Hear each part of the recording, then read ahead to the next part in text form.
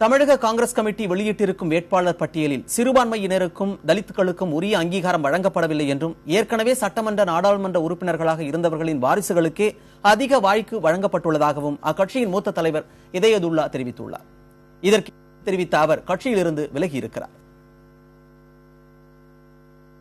பாராளுமன்ற சட்டமன்ற உறுப்பினர்களாக இருந்தவர்கள் அல்லது வேட்பாளராக இருந்தவர்கள் தங்களது பிள்ளைகளுக்கு வாங்கி கொடுத்திருக்கிறார்கள். அப்படி என்றால் காங்கிரசிலே புதிய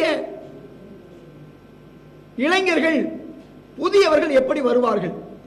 இப்படிப்பட்ட ஒரு நிலையிலே காங்கிரஸ் கட்சியிலே என்னை போன்ற பல்லாண்டுகள் உழைத்தவர்கள் இந்த கட்சியிலே இருப்பது நியாயமாக இருக்குமா என்பதற்காக வேண்டிதான் நான் இந்த காங்கிரசிலிருந்து விலகும் முடிவை கனத்த இதயத்தோடு எடுத்திருக்கின்றேன்.